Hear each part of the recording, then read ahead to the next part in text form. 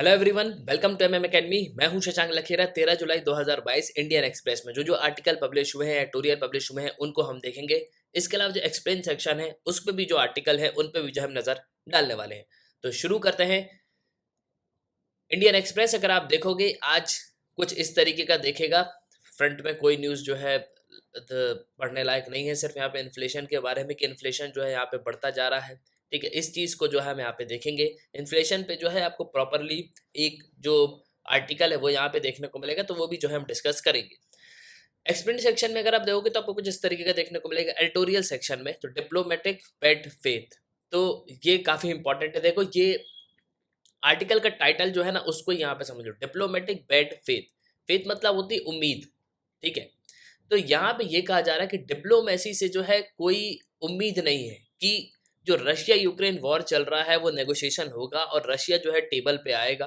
इस पे India China जो है एक बहुत ही इंपॉर्टेंट रोल प्ले कर सकते हैं। लेकिन इंडिया और चाइना जो है, अगर आप देखोगे तो इंडिया चाइना जो है खुद यहाँ पे एंगेज होना नहीं चाहते, और G20 के देश है वो यहाँ पे परेशान है कि हम बाकी दुनिया के प्रॉब्लम्स को देखें कि हम यूक्रेन के प्रॉब्लम्स को देखें। अब G20 के जो देश है, मतलब जो यूरोपियन कंट्रीज हैं, उन पे आज के समय अगर आप देखोगे तो कई सारी चीज़ों की जो है कमी हो रही है। यहाँ पे रशिया ने अभी गैस सप्लाई बंद कर दी थी। यहाँ पे ये बोला कि अभी जो है मेंटेनेंस चल रहा है, तो करीब 7 दिन तक जो है गैस सप्लाई बंद रही। इसके बाद हुआ क्या कि रशिया को जो है काफ़ी ज़्यादा, मतलब जो यूरोपियन कंट्रीज हैं उनको काफ़ी ज़्यादा समस्या हो गई। तो ये चीज़ यहाँ पे बताई जा रही है कि भैया 3 वो कौन से कारण हैं, कौन-कौन से चैलेंज हैं जो यहाँ पे रशिया यूक्रेन के सामने, मतलब दुनिया के सामने है, किस तरीके से वो यहाँ पे पुतिन से बात करेंगे। ठीक है?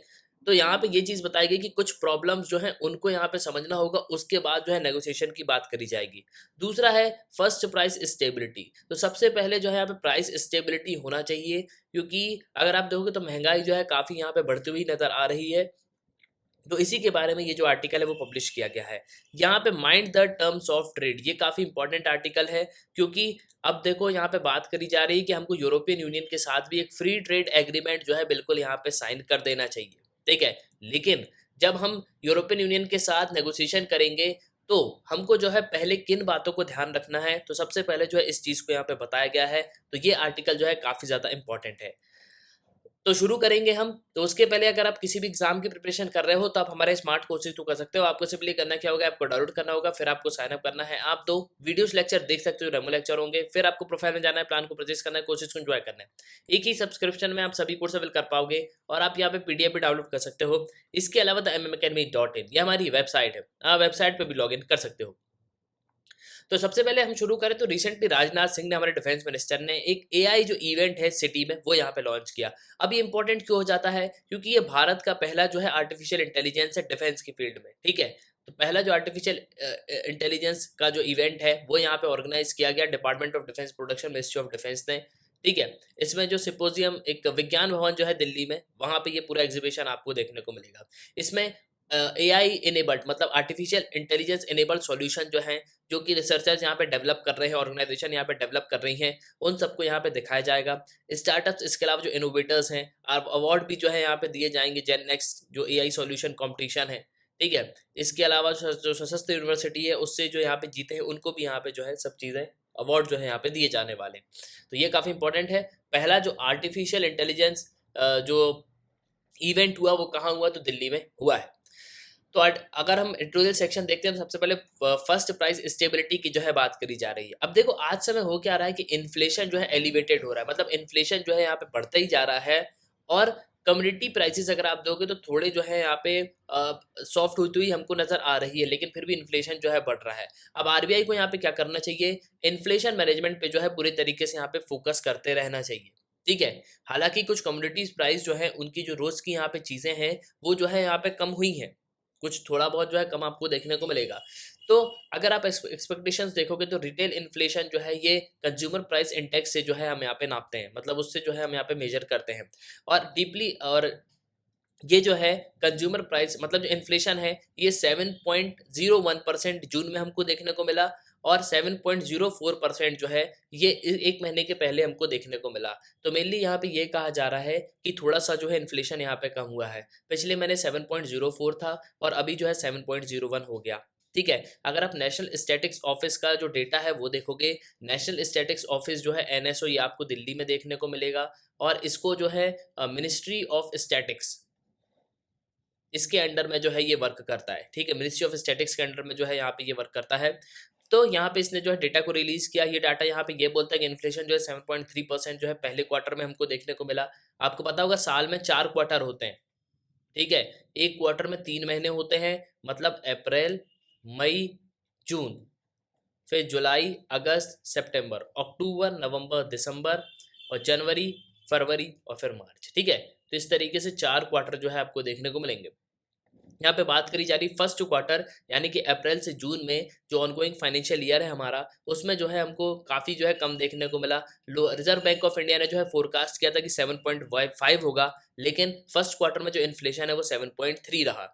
इसके अलावा जो इन्फ्लेशन अगर आप देखोगे तो ये अब काफ़ी जो है यहाँ पे ज़्यादा निकल गया, मतलब जितना यहाँ पे टारगेट किया गया था उसके आसपास ही जो है आपको यहाँ पे देखने को मिलेगा। ठीक है, अब ये जो अलग अलग डेटा यहाँ पे शो हो रहा है कंज्यूमर फूड प्राइस इंडेक्स का, ये जो है आपको 7.75 देखने को मिलेगा, मतलब ये 7.97% जो है ये प्रीवियस मंथ हमको देखने को मिला, और अब कम होके जो है 7.75 यहाँ पे हो गया।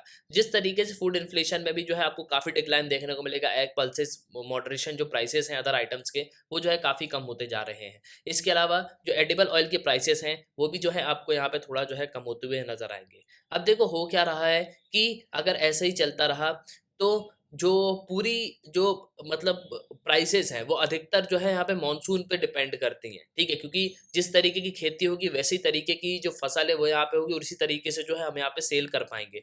तो इसकी वजह से क्या हो रहा है, जो खरीफ सोइंग है ना वो भी आपको जो है कम देखने को मिलेगी। 30 जून में मॉनसून जो है यहाँ पे पिकअप तो हुआ, लेकिन जो सोइंग है वो यहाँ पे कम हो गई, मतलब जो खरीफ क्रॉप को बोया जाता वो यहाँ पे कम हो गई, और ये करीब 9% कम है पिछले साल से।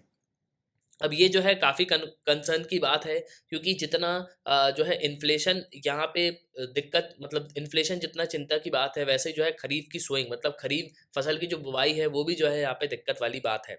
अब यहाँ पे बात करी जा रही है कि अगर हमको कंटिन्यूसली हमने जो है इन सब चीज़ों पे यहाँ पे एफर्ट नहीं दिया तो आने वाले समय में जो है हमको काफ़ी ज़्यादा प्रॉब्लम हो सकती है। इसके अलावा अगर आप clothing, footwear, household good service, इन सब चीज़ों पे भी देखोगे ना, पर्सनल केयर, तो आज समय प्राइस पे जो है बहुत ज़्यादा प्रेशर है, मतलब प्राइस जो है यहाँ पे बढ़ते ही जा रही है। तो यहाँ पे ये कहा जा रहा है कि आरबीआई को जो है कंटिन्यूसली यहाँ पे जो है प्राइस को स्टेबल करने के लिए जो है सोचना चाहिए, और कंटिन्यूसली जो है इसी चीज़ पे यहाँ पे फोकस करना चाहिए, तो हम जो है थोड़ी महंगाई को यहाँ पे कम कर पाएंगे। ठीक है, तो इसी चीज़ को जो है यहाँ पे बताया गया है। और इसके अलावा अगर आप देखोगे तो यहाँ पे एक चीज़ भी कही गई कि जो आरबीआई के गवर्नर है शक्तिकांत दास, इन्होंने यहाँ पे ये भी कहा कि जिस तरीके से प्राइस यहाँ पे बढ़ रहा है, सेकंड हाफ अगर आप करंट फाइनेंशियल ईयर में अगर आप देखोगे तो महंगाई जो है बढ़ती हुई हमको नजर आ रही है। इसके अलावा आरबीआई के डिप्टी गवर्नर जो है मिकेल पात्रा, उन्होंने भी यहाँ पे इन्फ्लेशन के साइन जो है यहाँ पे बताया कि इन्फ्लेशन जो है पीक पे आपको देखने को मिलेगा। ठीक है, इसके अलावा इन्होंने यहाँ पे ये भी कहा कि इतना ज़्यादा भी नहीं कि हमको बिल्कुल हार्श पॉलिसी जो है यहाँ पे लानी पड़े, जिससे प्राइस प्रेशर्स को जो है हम यहाँ पे कम कर पाएँ। लेकिन अगर ग्लोबल कमोडिटी प्राइस अगर आप देखोगे तो फ्यूल बिट मेटल्स अगर आप देखोगे तो इसमें जो है यहाँ पे आपको थोड़ी बढ़त जो है देखने को मिलेगी। लेकिन यहाँ पे देखो एक चीज़ और है, जिस तरीके की सिचुएशन है ना, तो यहाँ पे डर है रिसेशन का भी।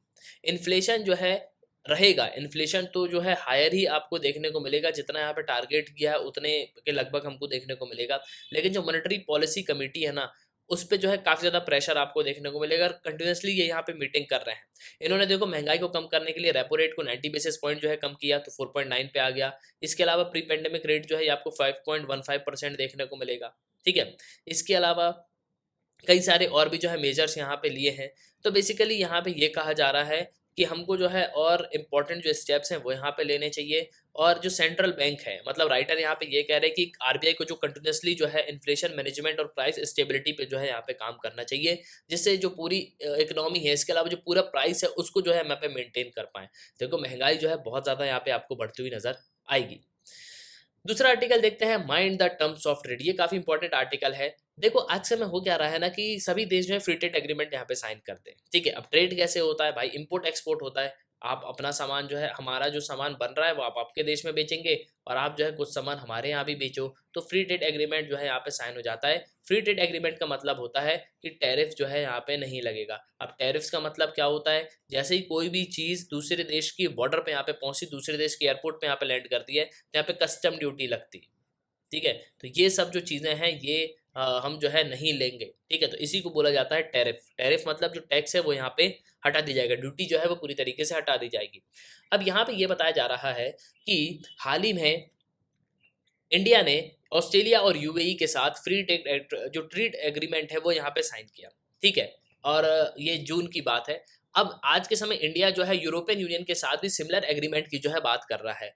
अब ये जो टॉक है ये टैरिफ रिलेटेड जो है बिल्कुल यहाँ पे हो सकती है। अब अगर आप भारत में देखोगे तो टेक्सटाइल, फार्मास्यूटिकल, इसके अलावा जो लेदर है ये भारत को काफ़ी जो है बेनिफिट यहाँ पे पहुंचा सकता है, क्योंकि हम टेक्सटाइल में काफ़ी ज़्यादा प्रोडक्शन करते हैं, फार्मास्यूटिकल में भी हम काफ़ी अच्छा प्रोडक्शन करते हैं। इसके अलावा जो लेदर है, लेदर में भी आपको काफ़ी अच्छा हमारा प्रोडक्शन जो है देखने को मिलेगा। अब अगर हम इन्हीं का यहाँ पे ट्रेड करते हैं तो इससे होगा क्या, हमको जो है काफ़ी अच्छा जो एडवांटेज है वो यहाँ पे मिलेगा, मतलब काफ़ी ज़्यादा पैसे जो है वो भारत यहाँ पे कमा पाएगा। इसके अलावा हमारा जो सामान है वो दुनिया भर में यहाँ पे बिकेगा। लेकिन अगर आप देखोगे तो इसके साथ साथ हमको जो है सर्विसेज और रिन्यूएबल एनर्जी सेक्टर है इन पे भी यहाँ पे फोकस करना चाहिए। अब अगर लास्ट डिकेड में देखोगे, मतलब पिछले 10 सालों में आप देखोगे तो इंडिया ने यूरोपियन जो कंट्रीज हैं उनको काफ़ी ज़्यादा जो है एक्सपोर्ट किया है। ठीक है, और भारत का जो ओवरऑल एक्सपोर्ट है वो आपको काफ़ी ज़्यादा जो है देखने को मिलेगा। अब यूरोपियन में कौन कौन से देश आते हैं, तो जैसे नीदरलैंड है, जर्मनी है, बेल्जियम है, इटली है, फ्रांस है। इन ये एक की मार्केट के रूप में जो है उभरे हैं भारत प्रोडक्ट के लिए। तो भारत के प्रोडक्ट के लिए ये जो मार्केट्स हैं, मतलब Netherland, Germany, Belgium, Italy, France, यहाँ पे आपको जो है भारतीय प्रोडक्ट की काफ़ी ज़्यादा डिमांड देखने को मिलेगी। और इसके साथ साथ भारत जो है आने वाले समय में सक्सेसफुल फ्री ट्रेड एग्रीमेंट जो है ये यूरोपियन यूनियन के साइन कर सकता है। ये अगर साइन हो जाता है तो ये भारत को जो है काफ़ी ज़्यादा यहाँ पे हेल्प किया करेगा। तो इंडिया जो है अपना जो फुटफॉल है, मतलब फुटफॉल का जो मार्केट है, मतलब एक तरीके से हम जो है पूरे जो पैर यहाँ पे फैला लेंगे यूरोपियन कंट्रीज़ में। जैसे पोलैंड है, पुर्तगाल है, ग्रीस है, चेक रिपब्लिक है, रोमानिया है। तो इन सब देशों में जब हमारे प्रोडक्ट यहाँ पे बिकने लगेंगे ना, खैर अभी तो बिक ही रहे हैं, और जो बाकी देश है वहाँ भी फुल फॉर्म में अगर हमारे प्रोडक्ट जो है पहुँच गए और जब वो बिकेंगे तो उससे क्या होगा, भारत को जो है काफ़ी ज़्यादा रेवेन्यू जनरेट होगा। अब देखो यहाँ पे ये कहा जा रहा है कि अगर इन सब देशों में अगर आप देखोगे तो इंडिया का जो एक्सपोर्ट है वो आपको जो है डबल डिजिट एनुअल देखने को मिलेगा। मतलब जितना हम पहले यहाँ पे एक्सपोर्ट करते थे, आज के समय हम डबल जो है अब एक्सपोर्ट करने लगे हैं। लेकिन यहाँ पे ये कहा जा रहा है कि ठीक है, हम फ्री ट्रेड एग्रीमेंट साइन कर लेंगे तो इन सब देशों में भी जो है और भी जो देश है वहाँ पे हमारा जो प्रोडक्ट है वो बिकने लगेगा और भारत को जो है इससे काफ़ी ज़्यादा बेनिफिट होगा। लेकिन यहाँ पे एक इम्पॉर्टेंट कंसर्न वाली बात यह है कि ट्रेड एग्रीमेंट में जब हम यहाँ पे एंटर हो रहे हैं, जब हम ट्रेड एग्रीमेंट साइन कर रहे हैं, तो इंडिया को जो है कुछ यहाँ पे कंसर्न है, उनको जो है पहले समझना चाहिए। मतलब एग्रीमेंट में जाने से पहले कुछ चीज़ों पे जो है यहाँ पे बिल्कुल फोकस जो है करना चाहिए। एग्रीमेंट यहाँ पे क्या होता है, एग्रीमेंट बेसिकली होता क्या है, एक मोमेंटम प्रोवाइड करता है जिससे क्रॉस बॉर्डर ट्रेड फ्लो जो है ये आपको जो है काफ़ी अच्छा देखने को मिले। अब इसमें आपको कभी टैरिफ भी देखने को मिलेंगे और नॉन टैरिफ बैरियर भी देखने को मिलेंगे। मतलब यहाँ पे कई यहाँ पे टैरिफ लेते हैं, मतलब कई जगह टैक्स लगता है, लेकिन कई जगह जो है नहीं, टैक्स नहीं भी लगता। ठीक है, तो मेनली फ्री ट्रेड एग्रीमेंट का मतलब ये होता है कि हम जो है बिल्कुल यहाँ पे टैक्स नहीं लेंगे, जो कस्टम ड्यूटी है उसको जो है पूरे तरीके से यहाँ पे क्लोज कर दी जाती है। अब आज से मैं देखोगे तो इंडिया तो एक इम्पोर्टर है, और यहाँ पे ये बात करी जा रही है कि अगर ट्रेड एग्रीमेंट साइन होता है तो हम जो है यहाँ पे क्या करेंगे, जो ट्रेड मतलब रेट्स हैं वो यहाँ पे चेंज होंगे। अब देखो होता क्या है कि मोस्ट फेवर्ड नेशन का जो टैक्स जिसको दिया जाता है ना, तो इसमें क्या होता है कि रेट्स जो है ये काफ़ी कम आपको देखने को मिलेंगे। ठीक है, तो बेसिकली यहाँ पे ये कहा जा रहा है कि अगर मान लो हम इंडिया जो है इंडिया इंपोर्ट करेगा तो यहाँ पे जो टैरिफ्स हैं वो जो है काफ़ी कम यहाँ पे देखने को मिलेंगे। ठीक है, मतलब यहाँ पे भेदभाव वाली स्थिति ना आए कि हम जो है यहाँ पे कई देशों को जो है फ्री ट्रेड एग्रीमेंट तो हमने साइन किया हुआ है या ट्रेड एग्रीमेंट हमने साइन किया हुआ है, तो कई जगह जो है हम यहाँ पे क्या कर रहे हैं कि जो टैरिफ्स हैं वो यहाँ पे कम लगा रहे हैं, लेकिन कई देशों को जो है ज़्यादा टैरिफ में यहाँ पे बेच रहे हैं। तो बेसिकली यहाँ पे ये कहा जा रहा है कि एक्सपोर्टर जो होते हैं उनको जो है कभी सेम रिटर्न यहाँ पे नहीं मिलते। ठीक है, अब देखो एक एक केस भी है यहाँ पे इंडिया और साउथ कोरिया का जो है, इसमें अगर आप देखो तो ट्रेड एग्रीमेंट के जाने के पहले यहाँ पे इंश्योर करना चाहिए कि डोमेस्टिक इंडस्ट्री जो है ये बेसिकली अनइक्वल टर्म्स में जो है यहाँ पे बेसिकली जो पार्टनर कंट्रीज हैं वो यहाँ पे काम करेंगे, ठीक है। वहीं अगर आप India UAE compressive economic partnership देखोगे तो ये जो है बहुत ही अच्छा एग्जांपल है।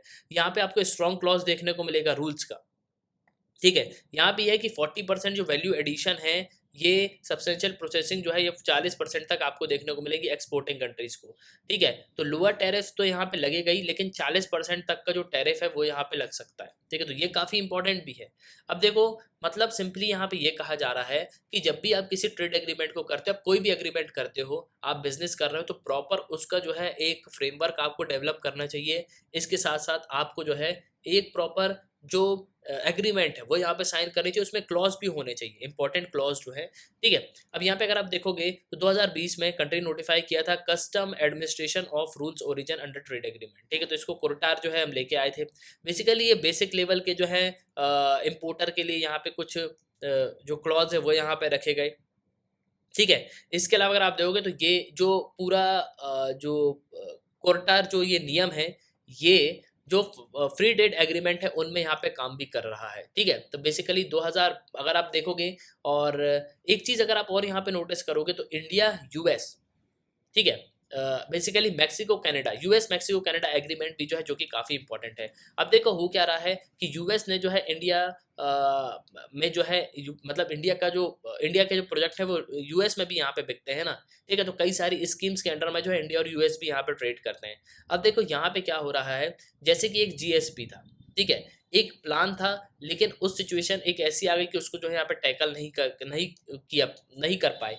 तो उसके लिए यहाँ पे क्या कहा गया कि इंडिया को जो है एक जो क्यू है वो यूएस मैक्सिको कनाडा एग्रीमेंट से भी यहाँ पे लेना चाहिए। जैसे कि यहाँ पे अगर आप देखोगे तो इनमें सनसेट क्लॉज आपको देखने को मिलेगा ये ट्रेड एग्रीमेंट्स में। तो ये जो पैक्ट है नॉर्थ अमेरिकन नेशन जो है उनके बीच में यहाँ पे साइन हुआ है, और इसमें यहाँ पे ये कहा गया कि ये पीरियोडिकली जो है यहाँ पे रिव्यू किया जाएगा। देखो ऐसा नहीं कि एक बार हमने ट्रेड एग्रीमेंट साइन कर लिया और वो जो है चल ही रहा है, नहीं, समय के साथ साथ जो है उसमें चेंजेस करना बहुत ज़्यादा ज़रूरी है, ठीक है। इसके अलावा अगर आप देखो तो ये जो एग्रीमेंट है, अगर इसमें जो है 16 साल तक कोई भी यहाँ पे बात नहीं करी गई, ये नेगोशिएट नहीं किया गया, तो 16 साल तक जो है ये पूरी तरीके से यहाँ पे खत्म हो जाएगा। तो यहाँ पे ये कहा जा रहा है कि भैया इंडिया को जो है नेगोशिएट करना चाहिए सर्विसेज और मर्चेंडाइज में। इसके अलावा इंडिया का जो ट्रेड है वो सर्विसेज में आपको जो है काफ़ी कम देखने को मिलेगा, तो हमको सर्विसेज पे जो है यहाँ पर ज़्यादा फोकस करना चाहिए। और ओवरऑल अगर आप देखोगे तो वर्ल्ड में तो इंडिया का जो ट्रेड है वो आपको एक मैनेजेबल कंडीशन पे जो है एक एवरेज जो है देखने को मिलेगा। लेकिन हम यहाँ पे ये एक्सपेक्ट कर रहे हैं कि हम बाकी के साथ साथ मतलब क्लोथिंग लेदर के साथ साथ जो है सर्विसेज पे भी जो है हम ज़्यादा यहाँ पे फोकस करें, ठीक है। तो बेसिकली यहाँ पे ये कहा जा रहा है कि एक प्रॉपर वेल क्राफ्टेड जो ट्रेड एग्रीमेंट होगा वो इंडिया को जो है काफ़ी मदद करेगा, क्योंकि इंडिया का जो है ग्लोबल ट्रेड में आपको काफ़ी अच्छा मतलब शेयर भी देखने को मिलेगा। और आने वाले समय में अगर हमने जो है एक proper well crafted trade agreement को साइन कर लिया, तो उससे क्या होगा, हम जो है ये अपना जो वर्ल्ड में ट्रेड है वो यहाँ पे बढ़ा पाएंगे। और हमारी सरकार का जो टारगेट है कि हमको अपने देश को 5 ट्रिलियन की इकोनॉमी बनाना है, तो वो जो है बिल्कुल हम यहाँ पे बना पाएंगे। तो बेसिकली इसी आर्टिकल में जो है ये सब चीज़ें बताई गई हैं। नेक्स्ट अगर हम बात करें at born blank green hopes, अब देखो हो क्या रहा है कि कोप 27 कॉन्फ्रेंस ऑफ पार्टी जो 27 उसकी मीटिंग जो है यहाँ पे होने वाली है, बहुत जल्द यहाँ पे होगी, और क्लाइमेट चेंज पे जो है मेनली यहाँ पे बात करी जाती है।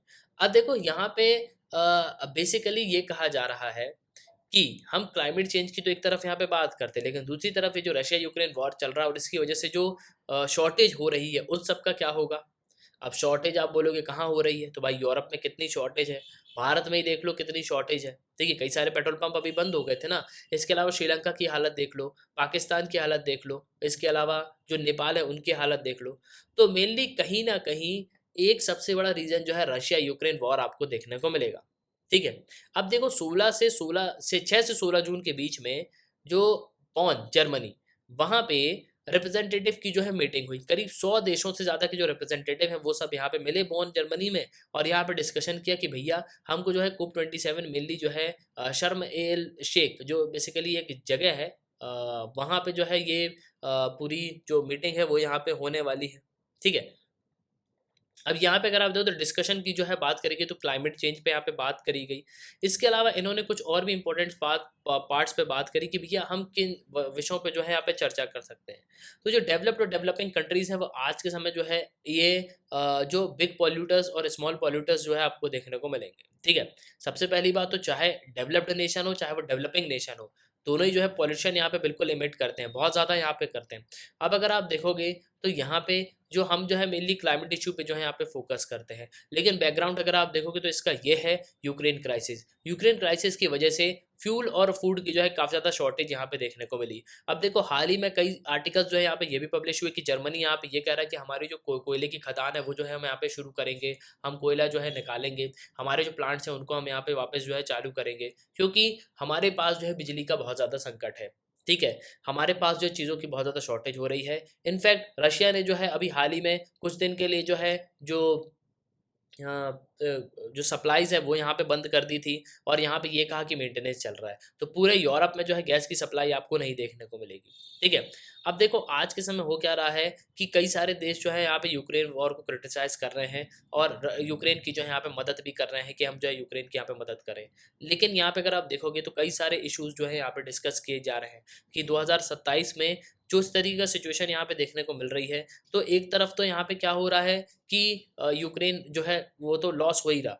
वहीं दूसरी तरफ अगर आप देखोगे तो जिस तरीके से ये क्लाइमेट चेंज हो रहा है ना, मतलब जो बर्फ़ है वो पिघल रही है, तो समुद्र का पानी जो है यहाँ पे बढ़ रहा है, सी लेवल यहाँ पे राइज़ हो रहा है। तो इससे क्या हो रहा है, जो कंट्रीज़ हैं, जो कोस्टलाइन वाली हैं, जो बिग कोस्टलाइन है जिनकी, उनमें जो है राइज़िंग लेवल जो है बेसिकली वो काफ़ी ज़्यादा बढ़ता जा रहा है। तो इससे जो इनकी एग्रीकल्चर प्रोडक्टिविटी है वो यहाँ पे लॉस हो रही है, लाइवलीहुड का यहाँ पे लॉस हो रहा है। तो ये यहाँ पे ये कह रहे हैं कि भैया हम 2030 तक जो है रोक नहीं पाएँगे। ठीक है, आप 2050 की बात कर रहे हैं, हम तो अभी यहाँ पे नहीं रोक पाएँगे। आप जो है बिल्कुल हमको यहाँ पे असिस्टेंस प्रोवाइड करो, जिससे जो है हम इन सब चीज़ों को यहाँ पे बचा पाएँ। ठीक है, इसके अलावा अगर आप देखोगे तो जो कई सारे छोटे देश हैं, अब छोटे देश हैं तो उनके पास तो पैसे बिल्कुल भी है नहीं, तो बेसिकली जो यूनाइटेड नेशंस इसके अलावा जो और भी बड़े-बड़े देश हैं, उन पे यहाँ पे डिपेंडेंट है। तो वो यहाँ पे यही कह रहे हैं कि भैया देखो जिस तरीके का लॉस जो है हमको हो रहा है ना, तो इसको देखते हुए जो है आप हमको अभी पैसे दो, जिससे जो है हम प्रॉपर तरीके से अपने देश में जो है पैसा यहाँ पे लगा पाएँ। इसके अलावा जो लॉस और डैमेज है, ये यूएस और जो यूरोपियन यूनियन है वो कंडेम्ड यहाँ पे कर रहे हैं कि जिस तरीके की चीज़ें ये सब हो रही हैं, बिल्कुल यहाँ पे गलत हैं। ठीक है, इसके अलावा जो क्लाइमेट ग्रीन फंड है, ये भी जो है यहाँ पे कंसीडर्ड किया जा रहा है। इसके अलावा जो नेशनलिटी डरमिटेड कंट्रीब्यूशन जिसको हम एनडीएस कहते हैं, इसमें जो है लिमिट जो है सेट की गई कि जो 2.4 डिग्री जो सेंटीग्रेड है वो जो है टेम्परेचर यहाँ पे राइज़ हो रहा है। इसके अलावा हमारा जो है टारगेट भी है कि नेट ज़ीरो जो है बनना है हमको 2050 तक, ये कमिटमेंट भी जो है की गई है। वहीं अगर आप देखो तो टेम्परेचर जो है ये आपको बढ़ता हुआ नज़र आएगा, तो 1.8 डिग्री जो है यहाँ पे हो गया है। अब सबसे इम्पोर्टेंट बात यहाँ पे ये है कि ये समझना बहुत ज़्यादा ज़रूरी है कि टेम्परेचर जो है 1.5 डिग्री सेंटीग्रेड यहाँ पे बढ़ रहा है और 2030 तक अगर आप देखोगे तो हमको एमिशन जो है बिल्कुल यहाँ पे कट करना है, नहीं तो कई देश ऐसे भी होंगे आइलैंड नेशन वो बिल्कुल यहाँ पे डूब जाएंगे। अब बॉन कॉन्फ्रेंस में जो अलायंस है स्मॉल आइलैंड स्टेट का, वो यहाँ पे एक्सप्रेस करता है कि भैया हमको जो है एमिशन यहाँ पे हम 20% जो है कम करेंगे 2025 तक। ठीक है, लेकिन अगर आप देखोगे कि यहाँ पे देश यहाँ पे ये कहते हैं कि भैया ठीक है हम यहाँ पे कम करने की कोशिश करेंगे, लेकिन हम भी यहाँ पे कुछ नहीं कर सकते क्योंकि हमें भी क्या करना है, अपने लोगों को यहाँ पे बिजली देना है, प्रोडक्शन यहाँ पे करना है, तो पॉल्यूशन जो है बिल्कुल यहाँ पे होगा। और देखो सबसे इंपॉर्टेंट बात, यहाँ पे वो देश बोलते हैं जो पहले यहाँ पे डेवलप हो चुके हैं।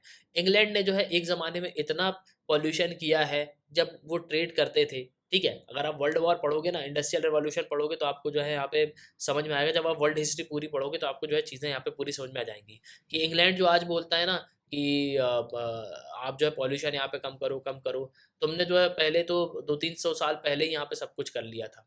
ठीक है, तो बेसिकली जो है कई साल पहले यहाँ पे इंडस्ट्रियल रिवॉल्यूशन जो है शुरू हो गया था। अब यहाँ पे अगर आप देखोगे तो जो कि चाइना, इंडिया, सऊदी अरेबिया, ये जो कंट्रीज़ हैं, ये जो है आज के समय क्या कर रही हैं, कई सारी चीज़ों को यहाँ पे अपोज़ कर रही है। ठीक है, यहाँ पे एक सिंगल एस्टीमेट नहीं है जिसके थ्रू जो है हम चीज़ों को जो है यहाँ पे समझ पाएँ। लेकिन वहीं अगर आप देखोगे तो काफ़ी समय जो है यहाँ पे लगेगा। अब ये सब देश यहाँ पे ये बोलते हैं कि भैया कुछ समय तो यहाँ पे लगेगा। ऐसा तो है नहीं कि तुरंत ही जो है हम यहाँ पे स्ट्रेटजी को शुरू करें और चीज़ों को जो है अप्लाई कर दें।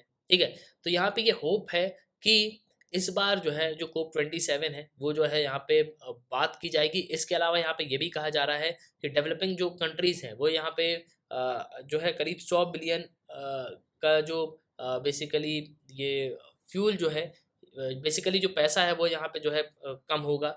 इसके अलावा जो फिगर है 100 बिलियन का, वो भी जो है यहाँ पे अराइव्ड होगा। तो बेसिकली यहाँ पे यही कहा जा रहा है कि ये जो पूरा फंड है, ये जो है हम क्लाइमेट चेंज में जो है यहाँ पे लगाएंगे, काफ़ी बड़ा फंड जो है यहाँ पे हम इशू करेंगे, जिससे क्या होगा कि जो देश हैं बेसिकली वो यहाँ पे जो है अपने लिए यहाँ पे काम कर पाएँ। और इस बार COP27 की जो मीटिंग है वो आपको इजिप्ट में देखने को मिलेगी। तो इजिप्ट में जो ये बेसिकली है ना, शर्म ए शेख, तो यहीं पे जो है आपको ये मीटिंग पूरी देखने को मिलेगी। ठीक है, तो बेसिकली ये पूरा आर्टिकल जो है इसी के बारे में यहाँ पे बताया गया है। नेक्स्ट अगर हम बात करें डिप्लोमेटिक बैड फेथ, अब ये जो है भारत और चाइना के बारे में जो है बात करी जा रही है। देखो यहाँ पे क्या चल रहा है कि आज के समय पूरी दुनिया जो है एक जियो पॉलिटिकल और इकोनॉमिक क्राइसिस की तरफ आपको जाती हुई नजर आएगी। ठीक है, पहले था मेनली यूक्रेन वॉर है। अब इसकी वजह से हो क्या रहा है कि दुनिया भर में आपको प्रॉब्लम जो है वो देखती हुई नजर आएंगी। अब दुनिया भर की प्रॉब्लम्स क्या हो रही हैं कि भैया, एक तरफ तो वेस्टर्न कंट्रीज यहाँ पर रशिया पे सैंक्शन लगाए पड़े हैं, दूसरा ये है कि वो वेस्टर्न कंट्रीज ज्यादा सैंक्शन भी नहीं लगा सकते, क्यों? क्योंकि वो रशिया पे डिपेंड है गैस और ऑयल के लिए। ठीक है, अब देखो इसी के लिए क्या हुआ कि काफी हद तक हम रशिया पे डिपेंडेंसी कम कर पाए, तो जो बाइडन यहाँ पे कहाँ आ रहे हैं, जो बाइडन जो है आएंगे कहाँ पे, सऊदी अरेबिया। ठीक है, आपको पता होगा ना, सऊदी अरेबिया में उनकी जो है यहाँ पे मीटिंग भी होने वाली है, वो इजराइल भी यहाँ पे जाने वाले हैं। ठीक है, तो यहाँ पे देखो सऊदी अरेबिया से मेनली वो बात करेंगे ऑयल के प्रोडक्शन के लिए, कि ऑयल का प्रोडक्शन जो है यहाँ पे डबल ट्रिपल करो, जिससे हम जो है रशिया को पूरी तरीके से यहाँ पे एलिमिनेट कर पाए। मतलब रशिया से हम जो है कम खरीदें, आपसे जो है हम यहाँ पे ज़्यादा खरीदें। तो आज के समय यहाँ पे ये कहा जा रहा है कि सबसे पहली प्रायोरिटी जो है इंटरनेशनल कम्युनिटी की वो ये है कि एक क्रिएटिव सॉल्यूशन जो है यहाँ पे फॉर्म करना चाहिए इस वॉर को रोकने का। ठीक है, क्योंकि देखो सबसे इंपॉर्टेंट बात ये कि जिस तरीके से वेस्टर्न कंट्रीज भी यहाँ पे हथियार जो है दे रहे हैं ना, ठीक है, वो भी कहीं ना कहीं अगर आप देखोगे तो ये भी यहाँ पे गलत नहीं है, क्योंकि दोनों तरफ अगर आप देखो तो एक तरफ रशिया भी झुकने को तैयार नहीं और यूक्रेन भी झुकने को तैयार नहीं है। अगर रशिया हार गया, रशिया पीछे हो गया, तो रशिया की यहाँ पे बेइज्जती हो जाएगी। लेकिन अगर यूक्रेन हार गया तो क्या होगा, तो यूक्रेन तो है वैसे ही, यूक्रेन तो ये मानता है कि भाई मैं छोटा देश हूँ, लेकिन फिर भी वहाँ के लोग जो है अपने देश के लिए लड़ रहे हैं। ठीक है, तो मेनली यहाँ पे ये कहा जा रहा है कि भैया, रशिया ने जिस तरीके से यूक्रेन को अटैक किया है, इसमें करीब एक 40 मिलियन आबादी वाला देश जो है पूरे तरीके से यहाँ पे तबाह हो गया। अब यहाँ पे ये कहा जा रहा है कि कौन से ऐसे स्टेप लेने चाहिए जिससे जो ये डेडली कॉम्बिनेशन है, जो पुतिन और यूक्रेन का जो वॉर चल रहा है, उसको जो है हम यहाँ पे रोक पाएँ। तो कई सारे जो बेसिकली जो ऑथर्स हैं वो यहाँ पे ये कहते हैं कि ये जो है एक सही समय है डिप्लोमेसी का। यहाँ पे G20 के जो मीटिंग्स हैं, जो G20 के जो लोग हैं, उनको यहाँ पे बुलाना चाहिए और ये जो है एक एक्टिव रोल यहाँ पे प्ले कर सकते हैं। लेकिन G20 आपको पता है कि G20 में 19 देश आते हैं प्लस यूरोपियन यूनियन आता है। ठीक है, अब यहाँ पे ये कहा जा रहा है कि ठीक है, G20 की मीटिंग हम बुलाएंगे, यहाँ पे बात करेंगे, लेकिन उसके पहले कुछ जो है बहुत सारे चैलेंजेस भी यहाँ पे हमको देखने को मिल रहे हैं, जो कि डिप्लोमेटिक रूट में है। जैसे कि पहला, कि एक्चुअली में पुतिन का एंड गेम है क्या, पुतिन आखिर में चाहते क्या है। पुतिन यहाँ पे क्विट भी करना नहीं चाहते, पुतिन जो है यहाँ पे मतलब पुतिन यहाँ पे वॉर भी रोकना नहीं चाहते, वो लड़ना भी चाह रहे। तो बेसिकली यहाँ पे ये कहा जा रहा है कि सबसे पहले तो यहाँ पे ये समझो कि पुतिन के लिए जो विक्ट्री की डेफिनेशन है वो यहाँ पे क्या है, आखिरकार इनके दिलो दिमाग में चल क्या रहा है। सबसे पहले इन चीज़ को यहाँ पे समझो, तो उसके बाद जो है हम यहाँ पे जो पुतिन है उससे यहाँ पे बात कर सकते हैं। लेकिन देखो कहीं ना कहीं अगर आप दोगे तो पुतिन जो है यहाँ पे मानने वाले नहीं हैं। ठीक है, दूसरी बात यहाँ पे ये कही जा रही है कि भैया, दूसरे जो प्रॉब्लम है बेसिकली यहाँ पे, जो जिस तरीके का वेस्टर्न कंट्रीज जो है यहाँ पे सपोर्ट दे रही हैं मिलिट्री यूक्रेन को, तो ये जो है अगर यहाँ पे कम कर दें तो क्या पुतिन यहाँ पे जो है बात करने यहाँ पे तैयार हो जाएंगे। और अगर मान लो पुतिन से यहाँ पे बात भी करी और पुतिन ने कुछ उल्टी सीधी यहाँ पे शर्त रख दी और रशिया यूक्रेन जो है यहाँ पे नहीं माना और यूक्रेन को बहुत ज़्यादा लॉस हो गया, तो ये भी यहाँ पे प्रॉब्लम है। तीसरा यहाँ पे ये बताया जा रहा है कि पुतिन का जो है नेगोशिएशन के लिए ये कुछ भी यहाँ पे बोल सकते हैं। ठीक है, तो वेस्टर्न यूरोप से यहाँ पे ये बोलते हैं कि भैया आप जो है यहाँ पे इस तरीके से काम करो। तो पुतिन के हाथ में जो है आज के समय काफ़ी सारी चीज़ें आपको देखने को मिलेंगी। इसके अलावा जो यूरोपियन कंट्रीज़ हैं वो रशिया का जो है कुछ कर भी नहीं सकती, इसलिए नहीं कर सकती क्योंकि एनर्जी के लिए जो पूरा डिपेंडेंट है किस पे, रशिया पे डिपेंडेंट है। ठीक है, अभी हाल ही में जो है इनने पाइपलाइन भी बंद कर दी थी रशिया ने। अब यहाँ पे ये कहा जा रहा है कि भैया इन सब में एक सबसे इंपॉर्टेंट रोल जो है प्ले कर सकता है कौन, इंडिया और चाइना। इंडिया और चाइना जो है रशिया को यहाँ पे बात कर सकते हैं और इससे प्रॉपर जो है नेगोशिएशन यहाँ पे हो सकते हैं। जिससे ये पूरा वॉर जो है यहाँ पे रुक सकता है। लेकिन यहाँ पे ये बात करी जाए कि इंडिया और चाइना भी जो एक ऑब्स्टेकल के रूप में जो है यहाँ पे काम कर रहे हैं। मतलब जो सॉल्यूशन यहाँ पे निकल सकता है उसमें भारत और चाइना भी जो है यहाँ पे बात नहीं कर रहे। आपको पता होगा हाल ही में एस जयशंकर का इंटरव्यू भी आया था। तो यूरोपियन जो लोग हैं उन्होंने यहाँ पे पूछा कि भारत जो है बिल्कुल यहाँ पे मदद नहीं कर रहा वेस्टर्न कंट्रीज़ की। तो एस जयशंकर ने यहाँ पे ये कहा कि हमको जो है कोई दिक्कत नहीं है। मतलब यूरोपियन मेंबर्स ने यहाँ यूरोपियन का जो मेंबर था, स्पोक्स पर्सन था, उसने यहाँ पे ये कहा कि आप आज मदद नहीं कर रहे हो यूरोपियन कंट्रीज़ की, तो कल अगर आपको ज़रूरत पड़ेगी तो यूरोपियन कंट्रीज़ बिल्कुल यहाँ पे मदद नहीं करेंगे। तो एस जयशंकर ने यहाँ पे क्लियरली कहा कि ठीक है, कोई दिक्कत नहीं है, इंडिया जो है कैपेबल है, अपने मुद्दे जो है खुद यहाँ पे सुलझा लेगा। लेकिन यूरोपियन कंट्रीज़ ने कब जो है किसी देश की यहाँ पे मदद करी है? उन्होंने इस चीज़ को बिल्कुल यहाँ पे कहा। कई सारे मुद्दे जो है फँसे ही रह गए, लेकिन उस पे जो है कोई भी यहाँ पे बात नहीं हुई। ठीक है, तो यहाँ पे ये कहा जा रहा है कि सबसे बड़ा आर्गुमेंट जो है यहाँ पे ये है कि गुडविल का। और देखो, इंडिया और चाइना अगर बात करेंगे ना, तो रशिया जो है यहाँ पे क्लियरली जो है तैयार तो हो जाएगा। लेकिन अब देखो, यहाँ पे सबसे बड़ी चीज़ जो है रशिया पे यहाँ पे डिपेंड करती है, और इंडिया और चाइना जो है यहाँ पे ऑब्स्टेकल के रूप में काम कर रहे हैं। लेकिन यूक्रेन यहाँ पे क्लेम करता है। ठीक है, अब देखो यहाँ पे एक बात ये भी है कि इंडिया और चाइना, ये जो है रशिया का मार्केट है। रशिया अपना सामान इंडिया चाइना में बेच रहा है, इंडिया चाइना वाले जो है बिल्कुल यहाँ पे ले रहे हैं, क्योंकि उनको सस्ता भी पड़ रहा है। और अगर आप वेस्टर्न कंट्री की बात करोगे, तो वेस्टर्न कंट्रीज यहाँ पे ये कहती है कि आप सैंक्शन क्यों नहीं लगा रहे, तो उसका सिंपली बात ये है कि भैया हम अपने देशों को देखेंगे ना, मतलब हम अपने आसपास के देशों को देखेंगे। ठीक है, क्योंकि उनके साथ हमको रहना है। तो उन सब चीज़ों को जो देख के जो है इंडिया यहाँ पे बिल्कुल न्यूट्रल जो है स्टैंड यहाँ पे ले रहा है। ठीक है, अब यहाँ पे अगर आप देखोगे तो यूएस जो है क्लियरली यहाँ पे ये कह रहा है कि इंडिया जो है रशिया का यहाँ पे सपोर्ट कर रहा है बेसिकली। लेकिन अगर आप भारत देखोगे तो भारत जो है यहाँ पे न्यूट्रल कंट्री देखने को मिलेगा। हालांकि यूएस ने जो है यहाँ पे सैंक्शन तो लगाए हैं, यूएस ने यहाँ पे स्विफ्ट से बाहर कर दिया, इसके अलावा और भी जो है चीज़ें यहाँ पे देखने को मिल रही हैं। लेकिन चाइना ने तो क्लियरली यहाँ पे ये कह दिया कि हम जो है रशिया के साथ यहाँ पे रहेंगे। अब देखो, रिसेंटली आरबीआई ने यहाँ पे ये कहा कि हम इंडियन करेंसी में यहाँ पे ट्रेड करेंगे, इंडियन करेंसी में जो है हम ट्रेड करेंगे। और इंडियन करेंसी में जब यहाँ पे ट्रेड होगा तो इससे होगा क्या कि जो डॉलर्स हैं उन पे जो है डिपेंडेंसी यहाँ पे कम होगी। मान लो कल को और सैंक्शन लगा दी यूएस ने, यूरोपियन यूनियन ने, तो फिर रशिया यहाँ पे क्या करेगा, हम लोग यहाँ पे क्या करेंगे। तो इसलिए जो है यहाँ पे क्या किया जा रहा है, यहाँ पे मेनली जो है जो आरबीआई है वो यहाँ पे इंडियन करेंसी में जो है ट्रेड कर रही है। तो मेनली देखो यहाँ पे बेसिकली ये कहा जा रहा है कि इजी तो है डिप्लोमेसी के थ्रू बात करना, लेकिन डिप्लोमेसी जब होगी जब इंडिया और चाइना जो है अपने आप को जो है रशिया से यहाँ पे बात करेंगे और रशिया के ऊपर जो है यहाँ पे प्रेशर बनाएंगे। लेकिन देखो, रशिया जो है क्या बात मानेगा? ठीक है, तो ये जो है काफ़ी इंपॉर्टेंट बात है, क्योंकि रशिया जो है कुछ इस तरीके की यहाँ पे शर्तें रख सकता है जो यहाँ पे यूक्रेन जो है बिल्कुल यहाँ पे कभी भी नहीं मानेगा। लेकिन यहाँ पे ये कहा जा रहा है कि आज के समय सिर्फ इंडिया और चाइना दो देश हैं जो रशिया से जो है यहाँ पे बात कर सकते हैं, और इस युद्ध का जो है जब यहाँ पे अंत होगा। तो ये था 13 जुलाई 2022 का इंडियन एक्सप्रेस। तो जो आर्टिकल पब्लिश हुए थे वो सब मैंने आपको बता दिए। तो एट लास्ट आई होप कि आपको जो है इस वीडियो में काफी कुछ जानने को मिला होगा। आप अपने ओपिनियन लिखिएगा जरूर। इसी के साथ ये था इस वीडियो का सुनने के लिए बहुत धन्यवाद। जय हिंद, जय भारत।